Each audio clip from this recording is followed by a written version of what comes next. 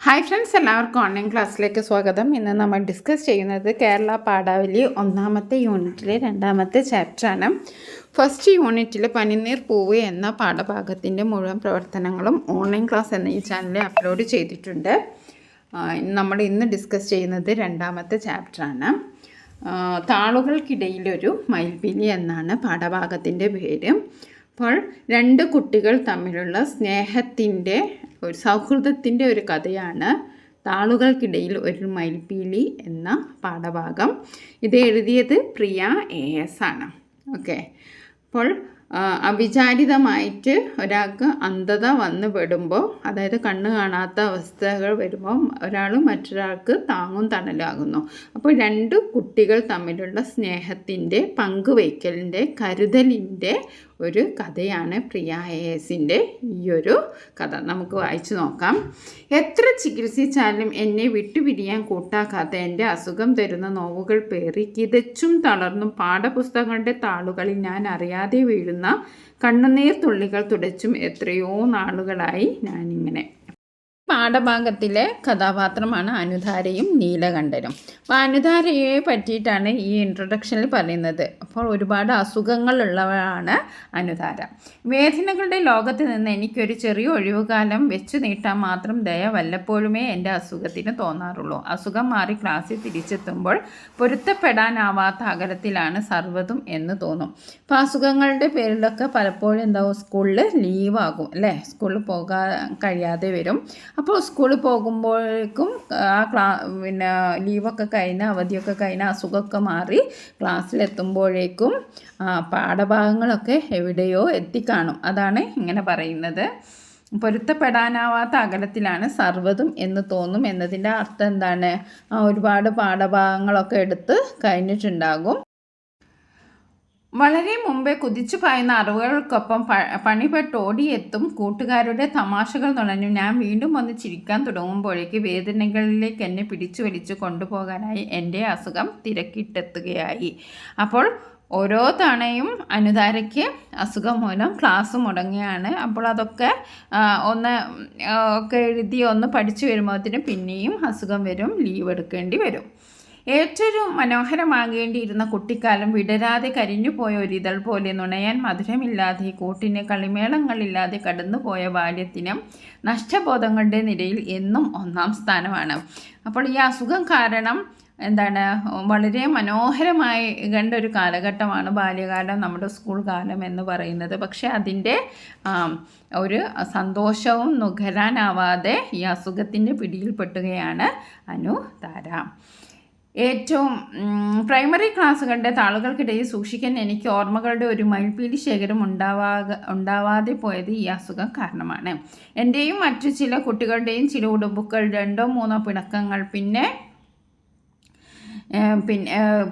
പിന്നെ നീലകണ്ഠൻ, ഇത്രയൊക്കെയേ എൻ്റെ ഓർമ്മയിലുള്ളൂ. അപ്പോൾ നമ്മൾക്ക് സ്കൂൾ കാലഘട്ടം എന്ന് പറയുമ്പോൾ ഒരുപാട് ഓർമ്മകളുണ്ടാവും. പക്ഷേ അനുധാരയ്ക്ക് ഓർമ്മിക്കാൻ കുറച്ച് ചില കാര്യങ്ങൾ മാത്രമേ ഉള്ളൂ.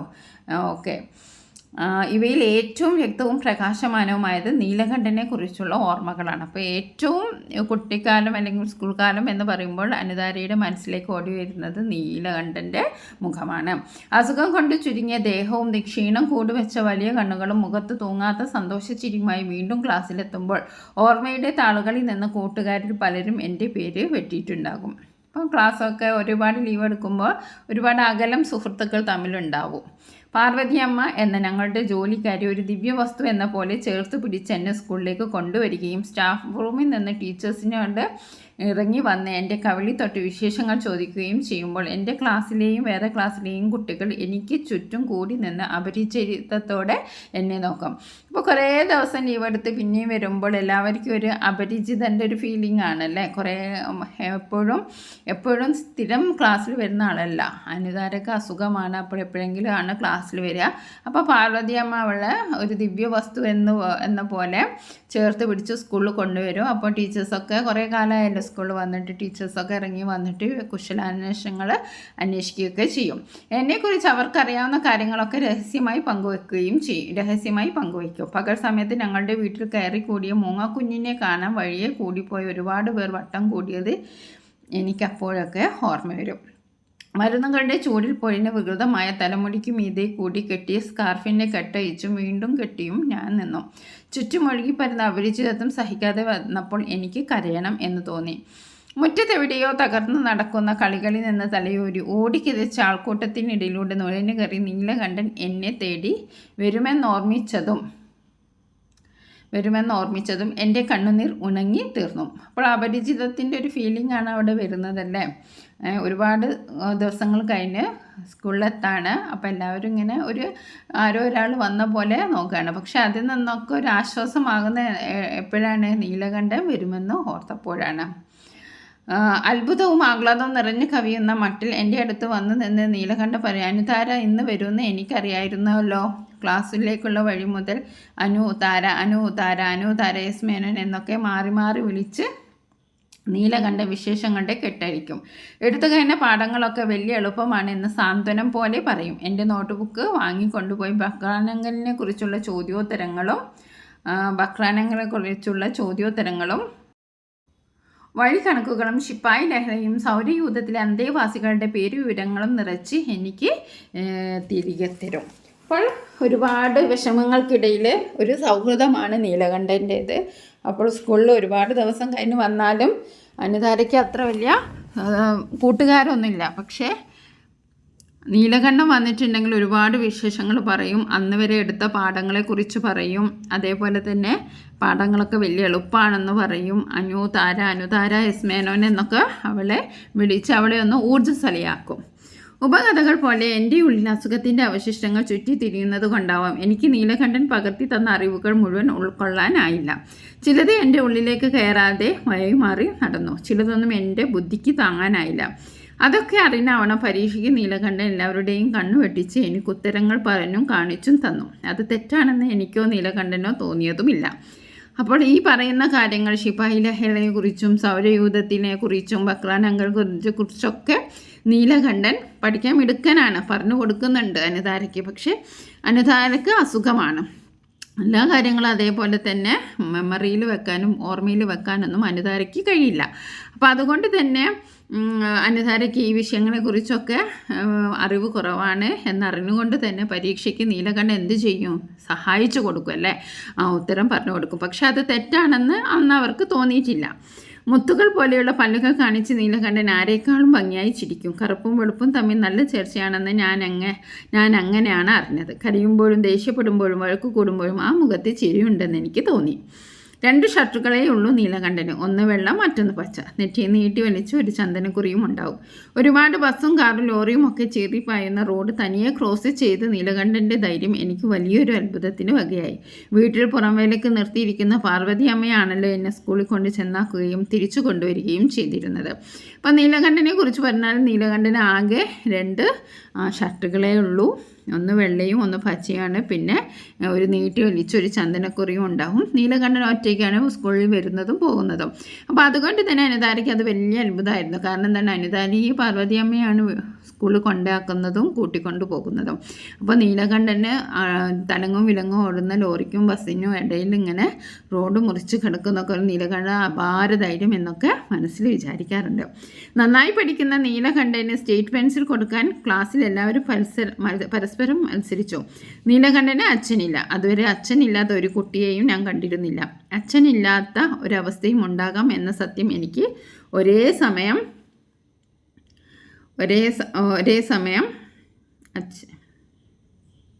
ഒരു കുട്ടിയെയും ഞാൻ കണ്ടിരുന്നില്ല. അച്ഛനില്ലാത്ത ഒരവസ്ഥയും ഉണ്ടാകാം എന്ന സത്യം എനിക്ക് ഒരേ സമയം ദുഃഖവും അത്ഭുതവുമായി. പുതിയ ചെരുപ്പ് വേണം, ഐസ്ക്രീം വേണം എന്നൊക്കെ പറയാനും എട്ടുകാലിയെ കൊല്ലാനും അസുഖം വന്ന പൂ പോലെ എടുത്ത് തോളിട്ടിട്ട് നടക്കാനും അച്ഛനില്ലാതെ നീലകണ്ഠൻ എത്ര വിഷമിക്കുന്നുണ്ടാവും എന്നോർത്തപ്പോഴൊക്കെ എൻ്റെ കണ്ണ് നിറഞ്ഞു. അപ്പോൾ അനുതാര ഭാഗ്യവതിയാണ്, അച്ഛനുണ്ട്. പക്ഷേ നീലകണ്ഠന് അച്ഛനില്ല. അപ്പോൾ അനുതാര ഇങ്ങനെ ആലോചിക്കും, നമ്മൾ ആവശ്യങ്ങളൊക്കെ പറയാൻ നമുക്ക് വാങ്ങി തരാൻ അച്ഛനുണ്ട്, പക്ഷെ നീലകണ്ഠന് അതില്ലല്ലോ എന്ന് ആലോചിക്കുമ്പോൾ ഒരു അച്ഛനില്ലാത്തതിൻ്റെ വിഷമം അവൾക്ക് അപ്പോഴാണ് എത്രത്തോളം നീലകണ്ഠൻ ഉണ്ടാവുന്ന അവൾ ചിന്തിക്കാൻ തുടങ്ങി. അവൾ ആദ്യമായിട്ടാണ് അച്ഛനില്ലാത്തൊരു കുട്ടിയെയും കാണുന്നത്. നീലകണ്ഠന് അച്ഛനില്ല എന്ന് ഞാൻ അച്ഛനോടും അമ്മയോടും പാർവതി അമ്മയോടും മാറി മാറി പറഞ്ഞു. നീലകണ്ഠന് മോളൊരു പുതിയ പെൻസിൽ കൊടുത്തോളൂ എന്ന് പറഞ്ഞാണ് അച്ഛൻ എന്നെ സന്തോഷിപ്പിച്ചത്. പിന്നീട് അച്ഛൻ പറഞ്ഞില്ല, എങ്കിലും ഞാൻ ഒരുപാട് പെൻസിൽ നീലകണ്ഠന് കൊടുത്തു. 1-ാം ക്ലാസ്സിൽ വെച്ച് പെൺകുട്ടികളുടെ ബെഞ്ചിൽ സ്ഥലം തികയാതെ വന്നപ്പോൾ റോസി ടീച്ചർ എന്നെ നീലകണ്ഠൻ്റെ അടുത്തെത്തി. പിന്നെ പുതിയ ബെഞ്ചുകൾ എത്തിയിട്ടും പുതിയ ക്ലാസ്സിലേക്ക് ആക്കിയിട്ടും ഞാൻ സ്ഥാനം മാറിയില്ല. ക്ലാസ് എടുക്കുമ്പോൾ എല്ലാ കുട്ടികളും ഇടയ്ക്കിടയ്ക്ക് വർത്തമാനം പറഞ്ഞു. നീലകണ്ഠൻ മാത്രം മുഴുവൻ ശ്രദ്ധയും ടീച്ചറിലേക്ക് അനങ്ങാതിരുന്നു. രാവിലെ കണ്ട പൂമ്പാറ്റയുടെ കാര്യവും ആ പൂച്ചയെ അണ്ണാറക്കണ്ണൻ കളിയാക്കിയതുമെല്ലാം പറയാൻ തോന്നിയെങ്കിലും നീലകണ്ഠനെ അനുകരിച്ച് ഞാൻ മിണ്ടാതിരുന്നു. അപ്പം നീലകണ്ഠനും അനിതാരയും ഒന്നിച്ചാണ് ഇരിക്കുന്നത്. ഒരു ദിവസം സ്ഥലം തികയാണ്ട് വന്നപ്പോൾ നീലകണ്ഠൻ്റെ അടുത്ത് ഇരുത്തിയതാണ്. പിന്നീട് പുതിയ ബെഞ്ച് വന്നിട്ടും പുതിയ ക്ലാസ് മാറിയിട്ടൊന്നും ആരും സ്ഥാനം മാറിയില്ല. അപ്പം ക്ലാസ് എടുക്കുമ്പോൾ എല്ലാ കുട്ടികളും അങ്ങോട്ടും ഇങ്ങോട്ടുമൊക്കെ വർത്തമാനം പറയുമെങ്കിലും നീലകണ്ഠൻ എന്താണ് ടീച്ചറെ മാത്രം ശ്രദ്ധിച്ചിരിക്കുക. കാരണം നീലകണ്ഠൻ നല്ല പഠിക്കുന്ന കുട്ടിയാണ്. അപ്പോഴെന്തായിരിക്കും അനിതാരയും അങ്ങനെ തന്നെ നോക്കിയിരിക്കും. ഇഞ്ചവലിന് നീലകണ്ഠൻ എനിക്ക് മയിൽപ്പീലിയും താമരമൊട്ടും മഞ്ഞക്കിളിയുടെ തൂവലും ചെറുപുന്നയുടെ തളിരും തന്നു. ചായ പെൻസിൽ കൊണ്ട് ഞാൻ തന്നെ വരച്ച ചിത്രങ്ങളാണ് എനിക്ക് പകരം കൊടുക്കാനുണ്ടായത്. ഓരോ ചിത്രം കൊടുക്കുമ്പോഴും നീലകണ്ഠൻ്റെ കണ്ണുകൾ വിടർന്നു. ഇത് ജീവനുള്ള മയിലാണെന്ന് വിചാരിച്ചത് എന്നൊരത്ഭുതം. അപ്പോൾ ഒരുപാട് ചിത്രങ്ങൾ വരയ്ക്കുമായിരുന്നു. അപ്പോൾ നീലകണ്ഠന് ഒരുപാട് സമ്മാനങ്ങളൊക്കെ കൊടുക്കും. അതിന് പകരം എന്താണ് ഓരോ ചിത്രമാണ് അനുതാര സമ്മാനമായിട്ട് നീലകണ്ഠന് കൊടുത്തത്. ഈ വീടിൻ്റെ തുറന്നിട്ട വാതിൽ കൂടി ഞാനിപ്പോൾ അകത്ത് കയറി എന്നൊരു തമാശയെല്ലാം എനിക്ക് പ്രിയപ്പെട്ടതായി. ആദ്യം ഒരു മയിൽ, പൂച്ച, വീട് ഇതൊക്കെ വരയ്ക്കാൻ അറിയായിരുന്നുള്ളൂ. നീലകണ്ഠൻ്റെ പ്രശംസ കേൾക്കാൻ വേണ്ടി ഞാൻ എന്ത് കണ്ടാലും അത് നോക്കി വരച്ചു പഠിക്കാൻ തുടങ്ങി. അപ്പോൾ അനുതാരയുടെ ആ ഒരു ചിത്രകല പ്രോത്സാഹിപ്പിച്ചെടുത്തത് നീലകണ്ഠനാണ്. നീലകണ്ഠനും ഈ മയിലൊക്കെ വരച്ചു കൊടുത്തത് നീലകണ്ഠന് ഭയങ്കര അപ്രിസിയേഷനാണ്, നല്ലൊരു പ്രോത്സാഹനമാണ് കൊടുക്കുക. കാരണം എന്താണ്, ജീവനുള്ള മയിലാണ് എന്നാണ് ഞാൻ വിചാരിച്ചതെന്നൊക്കെയാണ് പറയുക. അപ്പോൾ അവൾക്ക് അതൊരു പ്രോത്സാഹനമായി. അങ്ങനെ അവൾ പലതും, അതായത് നീലകണ്ഠൻ്റെ പ്രശംസ കേൾക്കാൻ വേണ്ടിയിട്ട് മയിൽ, പൂച്ച, വീട്, അങ്ങനെ എല്ലാ കാര്യങ്ങളും വരയ്ക്കാൻ തുടങ്ങി. ലോകത്തിൽ ഏറ്റവും ഭംഗിയുള്ളത് മയിൽപ്പീലികൾക്കാണെന്ന് നീലകണ്ഠൻ പറഞ്ഞു. എൻ്റെ വിടർന്ന കണ്ണുകളിലേക്ക് നോക്കി മയിൽപ്പീലി കണ്ണുകൾ പോലെയുണ്ട് എന്ന് ഇടയ്ക്കെല്ലാം നീലകണ്ഠൻ പറയുമ്പോൾ ഞാൻ എൻ്റെ എല്ലാ വേദനകളും മറന്നുപോയി. 5-ാം ക്ലാസ്സിലെത്തിയതോടെ ഞങ്ങളെല്ലാവരും വടക്കേ സ്കൂളിൽ ചേർന്നു. അതോടെ ഞാൻ തനിയെ സ്കൂളിൽ പോയി വരാൻ തുടങ്ങി. ഞങ്ങളുടെ ക്ലാസ്സിൽ ആൺകുട്ടികൾ മാത്രമുള്ള ഒരു ക്ലാസ്സിലാണ് നീലകണ്ഠൻ എന്നാരോ പറഞ്ഞു. അത്രയധികം കുട്ടികളും ക്ലാസ്സുകളുമുള്ള നെടുങ്കൻ സ്കൂളിൽ നീലകണ്ഠൻ പെരുമഴയത്തെ തുള്ളി പോലെ. ഇപ്പോൾ ഒരുപാട് 5-ാം ക്ലാസ് എത്തി, സ്കൂൾ മാറി വേറെ സ്കൂളിലാണ്. അപ്പോൾ ആ നെടുങ്കൻ സ്കൂളിൽ ഒരുപാട് കുട്ടികളുണ്ട്. അപ്പം നീലകണ്ഠനെ തിരയാൻ കഴിഞ്ഞില്ല. അതായത് പെരുമഴയിലൊരു തുള്ളി നമുക്ക് കാണാൻ പറ്റുമോ? ഇല്ല. നിങ്ങളിപ്പോൾ വലിയ കുട്ടികളാണ്, പഠിക്കെന്ന് പറഞ്ഞ് ഇനി ആരും നിങ്ങളുടെ പുറകെ നടക്കില്ല, തനിയെ നോക്കി പഠിക്കണം എന്ന് ചുവന്ന മൂക്കുത്തിയും നക്ഷത്ര കണ്ണുകളുള്ള ആതിര ടീച്ചർ പറഞ്ഞു. അതുവരെയും തനിയെ നോക്കി പഠിക്കുന്ന ഒരാളെ എനിക്കറിയാമായിരുന്നുള്ളൂ, നീലകണ്ഠൻ. അമ്മയും അച്ഛനും മാറി മാറി പറയുന്നത് കൊണ്ടും ഒന്നാമതായ നീലക്കല്ലുള്ള ഒരു കമ്മൽ, ചിത്രശലഭങ്ങൾ പറന്നു നടക്കുന്ന ഒരു ഉടുപ്പ് എന്നെല്ലാം മോഹിപ്പിക്കുന്നത് കൊണ്ട് മാത്രം പഠിക്കുന്നവരായിരുന്നു ഞങ്ങളെല്ലാം. അപ്പോൾ 5-ാം ക്ലാസ്സിലെത്തി, നിങ്ങളിപ്പോൾ വലിയ കുട്ടികളാണ്, അപ്പോൾ നിങ്ങൾ ഒറ്റയ്ക്ക് പഠിക്കണം എന്ന് പറഞ്ഞു. അപ്പോൾ അതേവരെ ഒറ്റയ്ക്ക് പഠിച്ച ഒരാളെ അനിതാരയ്ക്ക് പരിചയമുള്ളതാരാണ്? നീലകണ്ഠൻ. പുതിയ ക്ലാസ്സിൽ ഞാനല്ലാതെ വേറെ ആരും നീലകണ്ഠനെ ഓർമ്മിക്കുന്നില്ല എന്നെനിക്ക് തോന്നി. വേറെ സ്കൂളിൽ നിന്ന് ഒരുപാട് കുട്ടികളോട് സൗഹൃദം സ്ഥാപിച്ചെടുക്കുന്ന തിരക്കിലായിരുന്നു എല്ലാവരും. ആയിരയ്ക്ക് അച്ഛൻ എനിക്ക് മഞ്ഞയും പച്ചയും ഇടകലർന്ന ഒരു കൂടി പെൻസിൽ വാങ്ങിത്തന്നു. പകുതി ആകുന്ന ഓരോ പെൻസിലും നീലകണ്ഠനെ എന്നോർത്ത് ഞാൻ മാറ്റിവെച്ചു. ഒരു കൂടി പെൻസിൽ ഇത്രയും വേഗം തീർക്കാൻ ഈ കുട്ടിക്ക് മാത്രമേ കഴിയൂ എന്ന് അമ്മ പരാതി പറഞ്ഞു. സ്കൂളിലേക്കുള്ള വഴിയും സ്കൂൾ മുറ്റത്തും പാഞ്ഞു നടക്കുന്ന കുട്ടികളുടെ കൂട്ടത്തിൽ ഞാൻ നീലകണ്ഠനെ തിരഞ്ഞു തോറ്റു. വീണ്ടും ഒരു ആശുപത്രിവാസം കഴിഞ്ഞ് ക്ലാസ്സിലെത്തി. പിടികിട്ടാവ് ഉയരത്തിൽ പറന്ന് തിമിർക്കുന്ന അറിവിൻ്റെ തുമ്പികളെ കയ്യെത്തി പിടിക്കാൻ ശ്രമിച്ച് തളർന്നിരിക്കുമ്പോൾ അടുത്തിരുന്ന ജയന്തി സ്വരം താഴ്ത്തി എന്നോടൊരു രഹസ്യം പറഞ്ഞു. നീലകണ്ഠന് ഒരു വലിയ പനി വന്ന് കണ്ണ് കാണാണ്ടായി. ഇനി സ്കൂളിൽ വരില്ല അത്രേ. ഞാനത് തീരെ ഗവനിച്ചില്ല. അതൊരു വെറും നുണയാണെന്ന് എന്തുകൊണ്ടോ എനിക്ക് തീർച്ചയായിരുന്നു. അപ്പോൾ ഇവിടെ എന്താണെന്ന് വെച്ചിട്ടുണ്ടെങ്കിൽ മഞ്ഞയും പച്ചയും ഇടകലർന്ന ഒരു കൂട് പെൻസിൽ അച്ഛനും അമ്മയും വാങ്ങിക്കൊടുത്തു. അപ്പോൾ ഓരോ പെൻസിലും പകുതി വരെ എഴുതിയിട്ട് ബാക്കി ആർക്ക് വേണ്ടി മാറ്റിവെച്ചു? നീലകണ്ഠന്. എപ്പോഴെങ്കിലും കാണുമ്പോൾ കൊടുക്കാമല്ലോ എന്ന് വിചാരിച്ചിട്ട് നീലകണ്ഠന് മാറ്റിവെച്ചു. അപ്പോൾ ഈ പെൻസിലിൻ്റെ കൂട് തീർന്നപ്പോൾ അച്ഛനും അമ്മയും പറഞ്ഞു, നീ പെട്ടെന്ന് തന്നെ പെൻസിൽ തീർക്കുന്നത്. കാര്യം എന്താണ്? ഇത് നീലകണ്ഠന് വേണ്ടിയിട്ട് പകുതി മാറ്റി വെച്ചാണ്. പക്ഷേ എല്ലാ സ്ഥലത്തും നീലകണ്ഠനെ തരുന്നു, പക്ഷെ കണ്ടില്ല. അങ്ങനെ കുറേ ലീവൊക്കെ എടുത്ത് ആശുപത്രിയിലൊക്കെ പോയി. അതൊക്കെ കഴിഞ്ഞ് ക്ലാസ്സിലെത്തിയപ്പോൾ ജയന്തി എന്ത് പറഞ്ഞു? നീലകണ്ഠന് പനി വന്നിട്ട് കണ്ണ് കാണാണ്ടായി എന്ന് പറഞ്ഞു. പിറ്റേന്ന് ശനിയാഴ്ചയായിരുന്നു. അപരിചിതമായ ഒരു സ്ത്രീ ശബ്ദം ഉറക്കെ സങ്കടപ്പെട്ടുള്ള കരച്ചിലായി മാറുന്നത് കേട്ടാണ് ഞാൻ രാവിലെ ഉണർന്നത്. ആരു കരയുന്നതും ഇഷ്ടമില്ലാതിരുന്ന ഞാൻ അവരെ ആരാണ് ഉപദ്രവിച്ചിട്ടുണ്ടാകുക എന്നാലോചിച്ച് മുൻവശത്തേക്കോടി. കൈലിയുടെ ബ്ലൗസിന് മീതെ കൂടി നിറം മങ്ങിയ തോർത്തിട്ട് മെലിനടങ്ങിയ ഒരു സ്ത്രീ ഇറയത്തിരുന്ന് കാൽമുട്ടിൽ മുഖം വെച്ച് തേങ്ങി കരയുന്നതിന് അരികെ നീലകണ്ഠൻ. പോണതിന് മുമ്പ് മോളെ കാണാൻ വരണമെന്ന് വാശിയല്ലായിരുന്നു ഇവന്. എന്നെ ചേർത്ത് പിടിച്ച് നീലകണ്ഠൻ്റെ അമ്മ കരഞ്ഞു. എന്താണ് അവ പറയുന്നതെന്നും എനിക്ക് തീരെ മനസ്സിലായില്ല. കൂടുതൽ ആലോചിക്കാനൊന്നും നിൽക്കാതെ അവരെ കൈകളിൽ നിന്ന് കുതറി നീലകണ്ഠൻ എന്നാർത്ത് വിളിച്ച് ഞാൻ നീലകണ്ഠൻ്റെ അടുത്ത് ചെന്ന് നിന്നു. എന്താണിങ്ങനെ എന്ന് അമ്പരക്കുമ്പോൾ ഒരു ദുസ്വപ്നം പോലെ ജയന്തിയുടെ വാക്കുകൾ ഓർമ്മ വന്നു. നീലകണ്ഠൻ്റെ അമ്മ അപ്പോഴൊന്നു കൂടി കരഞ്ഞു. നിശ്ചലമായ കൃഷ്ണമണികളെ തൊട്ട് താഴേക്ക് ഒഴുകിയിറങ്ങിയ കണ്ണുനീരിനിടയിലും നീലകണ്ഠൻ ചിരിച്ചു, മന്ദാരപ്പൂ പോലെ. ഇവൻ്റെ ചികിത്സയ്ക്കായി വീട് വിൽക്കാൻ പോവുകയാണ്. അങ്ങ് കിഴക്കൻ നാട്ടിൽ ഇവൻ്റെ അമ്മാവൻ്റെ കൂടെ കഴിയാനാണ് വിചാരിക്കുന്നത്. നീലകണ്ഠൻ്റെ അമ്മയ്ക്ക് കരഞ്ഞ് ഒച്ചയിടറി. ശബ്ദമില്ലാതെ കരച്ചിലേക്കെത്തിയ അവരെ അമ്മ അകത്തേക്ക് കൂട്ടിക്കൊണ്ടുപോയി. നീലകണ്ഠൻ എനിക്കൊരു കെട്ട് ചെറു പുന്ന തളിര് കൊണ്ടുവന്നിരുന്നു. തളർത്ത് നിൽക്കുന്ന ചെറുപുന്ന കണ്ട ചെത്തി പൂത്തതുപോലെ തോന്നും എന്ന് നീലകണ്ഠൻ പറയാറുള്ളത് ഓർത്തു നിൽക്കുമ്പോൾ നീലകണ്ഠൻ്റെ ശബ്ദം ഒരു വിറയോടെ വന്ന് എന്നെ തൊട്ടു. അത് വെട്ടി വിറ്റു തീർത്താലും തീരാണ്ടല്ലേ കടം. അതോടെ എൻ്റെ കരച്ചിലിൻ്റെ ശക്തി കൂടി. അയ്യേ, എന്തിനാ ഇങ്ങനെ കരയുന്നത്? നോക്ക്, ഞാൻ കരയുന്നില്ലല്ലോ. നീലകണ്ഠൻ എന്നെ സമാധാനിപ്പിച്ചു. പിന്നെ ഞങ്ങൾ കൈകോർത്ത് പിടിച്ച് ചവിട്ടുപടിയിലിരുന്നു. കുഞ്ഞമ്മ വാങ്ങി തന്ന പാത്രം തൊട്ടു തോന്നി. ഹായ്, നല്ല ഭംഗിയുണ്ട് എന്ന് നീലകണ്ഠൻ പറഞ്ഞു. ഓരോ മുറിയിലും കൂടി കയറി ഇറങ്ങുമ്പോൾ എത്ര വലിയ വീട് എന്ന് നീലകണ്ഠൻ അത്ഭുതപ്പെട്ടു. എൻ്റെ മുറിയിലെത്തിയപ്പോൾ പുസ്തകത്താളുകൾ മറിച്ചുപോയി. ഇപ്പോൾ ഏത് പാഠമാണ് എടുക്കുന്നത്? അതൊന്ന് വായിച്ചേ കേൾക്കട്ടെ എന്ന് സ്വപ്നത്തിൽ എന്ന പോലെ പറഞ്ഞു. അമ്മ കൊടുത്ത പഴയ സാരികളും കുറച്ച് രൂപവുമായി നിന്ന നീലകണ്ഠൻ്റെ അമ്മ പോകാൻ നേരം വീണ്ടും കരഞ്ഞു. ശേഖരിച്ചു വെച്ച പെൻസിലെല്ലാം കയ്യിൽ വെച്ച് കൊടുക്കുമ്പോൾ നീലകണ്ഠൻ്റെ ചിരി മങ്ങി. ഇനി എനിക്കെന്തിനാ പെൻസിൽ? എന്നിട്ട് ഇത്തിരി നേരം കഴിഞ്ഞ് ചോദിച്ചു, ഇതിനെന്താ നിറം? ഇതിനോ? കൈകോർത്ത് പിടിച്ചുകൊണ്ട് ഞങ്ങൾ റോഡ് വരെ നടന്നു. ഇനി എൻ്റെ പങ്കും കൂടി അനുതാര പഠിച്ചോളൂ എന്ന് ഒരു വലിയ തമാശ പോലെ പറഞ്ഞ് ഈറനായ ഒരു പൊട്ടിച്ചിരി ഉതിർത്ത് നീലകണ്ഠൻ നടന്നു നീങ്ങി. പ്രിയ AS, നമ്മുടെ ഹൃദയത്തിലേക്ക് ഒരു ആഴ്ന്നിറങ്ങുന്നൊരു കഥയാണ് അല്ലേ? നീലകണ്ഠന് കാഴ്ച പോയ നീലകണ്ഠനെ കണ്ട് അനുതാര കരയുമ്പോഴും നീലകണ്ഠൻ എന്താ ശ്രമിച്ചത്? അവളെ എങ്ങനെയെങ്കിലും ആശ്വസിപ്പിക്കണമെന്നാണ് അല്ലേ? ഒരുപാട് ദാരിദ്ര്യമുണ്ട്, കടമുണ്ട്, പിന്നെ അങ്ങനെ സഹപാഠിയായ അനുതാരയുടെയും നീലകണ്ഠൻ്റെയും നിഷ്കളങ്കമായ ഒരു സ്നേഹത്തിൻ്റെ കഥയാണിത്. അപ്പം നമുക്ക് ആദ്യത്തെ ചോദ്യം നോക്കാം. ആദ്യത്തേത് കഥാസന്ദർഭങ്ങൾ കണ്ടെത്താം. കഥ വായിക്കും, മനസ്സിൽ പതിഞ്ഞ സന്ദർഭങ്ങൾ അവതരിപ്പിക്കും. അപ്പോൾ നമുക്ക് ഈ കഥ വായിച്ചിട്ടുണ്ടെങ്കിൽ നമ്മുടെ മനസ്സിൽ പതിഞ്ഞ ഒരുപാട് സന്ദർഭങ്ങളുണ്ട്. അപ്പോൾ എനിക്ക് ഏറ്റവും ലാസ്റ്റത്തെ ഒരുപാട് വരികളൊക്കെ ഒരുപാട് മനസ്സിനുലയ്ക്കുന്നതായിട്ട് തോന്നി. അപ്പം നിങ്ങൾക്കും അതുപോലെ തന്നെ ഏതെങ്കിലുമൊക്കെ ഉണ്ടാവും. അത് നിങ്ങളിവിടെ എഴുതുക.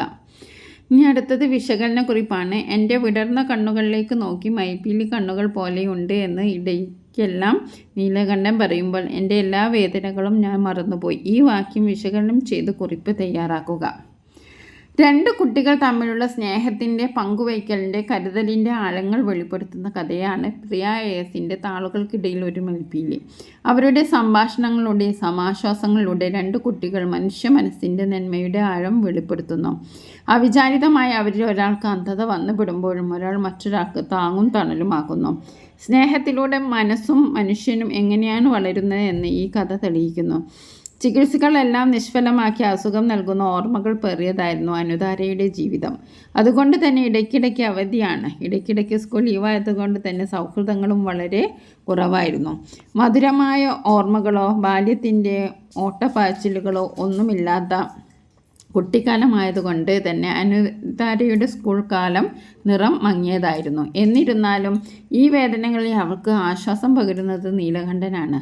ഓരോ തവണയും അനുതാരയ്ക്ക് അസുഖം മൂലം ക്ലാസ് മുടങ്ങുമ്പോൾ മുറിഞ്ഞു പോയ അവളോട് അറിവുകളെല്ലാം പറഞ്ഞു കൊടുക്കുന്നത് നീലകണ്ഠനാണ്. നോട്ട് ബുക്കിൽ എഴുതി കൊടുത്തും പഠിച്ചതെല്ലാം പറഞ്ഞു കൊടുത്തും അവൻ അവിടെ അവൾക്ക് വരച്ച ചിത്രങ്ങളെക്കുറിച്ച് നല്ല അഭിപ്രായം പറഞ്ഞും വരയ്ക്കാനുള്ള പ്രചോദനം നൽകിയത് നീലകണ്ഠനാണ്.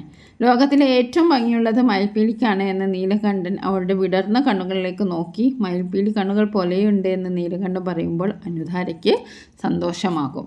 ഇനി അടുത്തത് പ്രയോഗഭംഗിയാണ്. മന്ദാരപ്പൂ പോലെ പെരുമഴയത്തെ തുള്ളി പോലെ. ഈ കഥയെ മനോഹരമാകുന്നത് ഇത്തരത്തിലുള്ള പ്രയോഗങ്ങളാണ്. കൂടുതൽ പ്രയോഗങ്ങൾ പാഠഭാഗത്ത് നിന്ന് കണ്ടെത്തി എങ്ങനെയാണ് അവ കഥയ്ക്ക് ഭംഗി നൽകുന്നതെന്ന് വിശദീകരിക്കുക.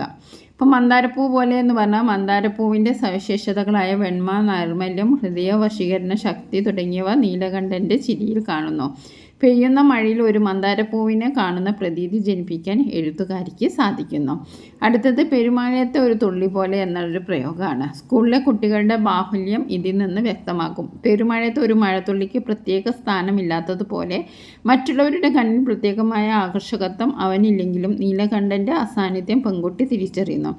അവർ തമ്മിലുള്ള ഹൃദയബന്ധം വ്യക്തമാക്കാൻ ഈ പ്രയോഗം കൊണ്ട് എഴുത്തുകാരിക്ക് സാധിച്ചിട്ടുണ്ട്. ഇനി അടുത്തത് കണ്ടെത്തി എഴുതാം. അത് വെട്ടി വിറ്റു തീർത്താലും തീരാണ്ടല്ലേ കടം. അയ്യോ എന്തിനാ ഇങ്ങനെ കരയണ, നോക്ക് ഞാൻ കരയണില്ല, ഇനി എൻ്റെ പങ്കും കൂടി അനുതാര പഠിച്ചോളൂ. നീലകണ്ഠൻ്റെ പാഠഭാഗത്തു നിന്ന് ജീവിതത്തിലേക്ക് വെളിച്ചം വീശുന്ന സംഭാഷണ ശകലങ്ങൾ ശ്രദ്ധിച്ചല്ലോ. ഇതുപോലെ പാഠഭാഗത്ത് നിന്നും കൂടുതൽ സംഭാഷണങ്ങൾ കണ്ടെത്തി എഴുതുക. എഴുത്തു കഴിഞ്ഞ പാഠങ്ങളൊക്കെ വലിയ എളുപ്പമാണ്. ഇപ്പോൾ ഏത് പാഠമാണ് എടുക്കുന്നത് അതൊന്ന് വായിച്ച് കേൾക്കട്ടെ. ഇനി എനിക്ക് എന്തിനാ പെൻസിൽ, ഇതിനെന്താ നിറം, ഇതെന്നൊക്കെ നമുക്ക് ആ ഒരു വൈകാരിക മുഹൂർത്തങ്ങൾ നമുക്ക് മനസ്സിലാക്കാം. ഇനി അടുത്ത കഥ തുടരാണ്. ഇനി എൻ്റെ പങ്കുകൂടി അനുധാര പഠിച്ചോളൂ എന്ന് വലിയ തമാശ പോലെ പറഞ്ഞ് ഈറനായ ഒരു പൊട്ടിച്ചിരി ഉതിർത്ത് നീലകണ്ഠൻ നടന്നു നീങ്ങി. നീലകണ്ഠന് പിന്നീട് എന്ത് സംഭവിച്ചിരിക്കാം? തുടർന്നുള്ള ഭാഗങ്ങൾ കഥ, കവിത, ചിത്ര, ലഘുനാടകം എന്നീ വ്യത്യസ്ത രൂപങ്ങളെ ആവിഷ്കരിക്കൂ. രചനകൾക്ക് ഉചിതമായ തലക്കെട്ട് നൽകുമല്ലോ. നിങ്ങൾ തയ്യാറാക്കിയ രചന ഗ്രൂപ്പിൽ കൈമാറി വായിച്ച് മെച്ചപ്പെടുത്തുക. മെച്ചപ്പെടുത്തി ഉൾപ്പെടുത്തിയ ക്ലാസ്സിൽ മാഗസിൻ തയ്യാറാക്കി പ്രകാശനം ചെയ്യുക. അപ്പോൾ നമുക്ക് കഥ തുടരാം അല്ലേ? ഇനി എൻ്റെ പങ്കും കൂടി എന്തായാലും പഠിച്ചോളൂ എന്ന് വലിയ തമാശ പറഞ്ഞ് ഇറനായ ഒരു പൊട്ടിച്ചിരി ഉതിർത്തി നീലകണ്ഠൻ നടന്നു. നീലകണ്ഠന് പിന്നീട് എന്താ സംഭവിച്ച്? നമുക്കൊരുപാട് കഥകൾ ഇതിൽ നിൽക്കട്ടെ. ചിലപ്പോൾ നീലകണ്ഠനെ ചികിത്സിച്ച് ഭേദമായിട്ട് കുറേ നാളുകൾക്ക് ശേഷം അവർ കണ്ടുമുട്ടുന്നത്, അങ്ങനെ ഒരുപാട് ചോയ്സ് ഉണ്ട്. അപ്പോൾ നിങ്ങൾക്ക് എങ്ങനെയാണോ നിങ്ങളുടെ ഭാവന അതുപോലെ നിങ്ങൾ എഴുതുക. ഇനി അടുത്തത് ഒരു ഓർമ്മ പങ്കുവയ്ക്കാനാണ്. രണ്ട് കുട്ടികൾ സ്കൂൾ കാലത്ത് സൗഹൃദമാണ് താളുകൾക്കിടയിൽ ഒരു മയിൽപ്പീലി എന്ന കഥ. ഇത്തരം അനുഭവങ്ങൾ നിങ്ങൾക്കും ഉണ്ടാവില്ല. ഈ കഥയിലെ സുഹൃത്ത് ബന്ധം പോലെ നിങ്ങളുടെ സ്കൂൾ അനുഭവം ക്ലാസ്സിൽ പങ്കുവയ്ക്കുക. 6ാം ക്ലാസ്സിൽ പഠിക്കുമ്പോൾ എൻ്റെ ഒരു കൂട്ടുകാരി ഉണ്ടായിരുന്നു. അവളുടെ പേര് അഞ്ജു എന്നായിരുന്നു. അവൾ പാവപ്പെട്ട വീട്ടിലൊരു കുട്ടിയായിരുന്നു. അവൾക്ക് പുസ്തകങ്ങൾ വാങ്ങാനോ സ്കൂൾ വാർഷികത്തിന് പുതിയ ഉടുപ്പിടാനോ ഒന്നും ഉണ്ടായിരുന്നില്ല. അവളുടെ അച്ഛൻ കൂലിപ്പണിക്കാരനായിരുന്നു. അങ്ങനെ ഇരിക്കെ സ്കൂൾ വാർഷികോത്സവം വന്നു. എല്ലാവരും വെള്ളപ്പാവടയും ബ്ലൗസും ഇടണമെന്ന് പറഞ്ഞു. ഇത് കേട്ടപ്പോൾ അവൾ ആകെ വിഷമിച്ചു. അവൾ എന്നോട് സ്വകാര്യമായി പറഞ്ഞു, ഞാൻ സ്കൂൾ വാർഷികോത്സവത്തിന് വരില്ല. ഞാൻ ചോദിച്ചു എന്തേ കാരണം? അപ്പോൾ അവൾ പറഞ്ഞു അവളുടെ കയ്യിൽ ആ നിറത്തിലുള്ള ഉടുപ്പില്ല. ഞാനൊന്നും പറഞ്ഞില്ല. പക്ഷേ എൻ്റെ മനസ്സ് മുഴുവൻ ഈ ഒരു വിഷമം ഉണ്ടായിരുന്നു. രാത്രി ഞാൻ അമ്മയോട് കാര്യം പറഞ്ഞു. അമ്മ പറഞ്ഞു, നീ വിഷമിക്കേണ്ട, അവൾക്ക് നിൻ്റെ കൂടെ അവൾക്ക് ഒരു പാവാടയും ബ്ലൗസും തയ്ച്ചു കൊടുക്കാം. അമ്മയെ കെട്ടിപ്പിടിച്ചു. പിറ്റേന്ന് ഞാൻ അവളോട് ഇത് പറഞ്ഞപ്പോൾ അവൾ സന്തോഷം കൊണ്ട് തുള്ളിച്ചാടി. അപ്പോൾ ഇതൊരു മാതൃകയാണ്. ഇതേപോലെ നിങ്ങൾക്ക് സ്കൂളിൽ എന്തെങ്കിലും അനുഭവം ഉണ്ടെങ്കിൽ നിങ്ങളത് പങ്കുവയ്ക്കുക. അപ്പോൾ നമ്മൾ എല്ലാ പ്രവർത്തനങ്ങളും നോക്കിയിട്ടുണ്ട്. നിങ്ങൾക്ക് ആദ്യമായിട്ടാണ് നിങ്ങൾ ഈ ഓൺലൈൻ ക്ലാസ് എന്ന ചാനൽ കാണുന്നെങ്കിൽ നിങ്ങളൊന്ന് സബ്സ്ക്രൈബ് ചെയ്ത് സപ്പോർട്ട് ചെയ്യുക. നിങ്ങൾക്ക് വീഡിയോ ഇഷ്ടപ്പെട്ടെങ്കിൽ ഒന്ന് ലൈക്ക് ചെയ്യുക. നമ്മൾ ആദ്യത്തെ ചാപ്റ്റർ മലനീർപ്പൂവിൻ്റെ മുഴുവൻ പ്രവർത്തനങ്ങളും നമ്മൾ അപ്ലോഡ് ചെയ്തിട്ടുണ്ട്. അതിൻ്റെ ലിങ്ക് ഡിസ്ക്രിപ്ഷൻ ബോക്സിൽ കൊടുക്കാം. അതേപോലെ തന്നെ ഇംഗ്ലീഷിലെ ഫസ്റ്റ് ചാപ്റ്ററിൻ്റെ മുഴുവൻ പ്രവർത്തനങ്ങളും ഓൺലൈൻ ക്ലാസ് എന്ന ഈ ചാനൽ അപ്ലോഡ് ചെയ്തിട്ടുണ്ട്. Thank you for watching this video.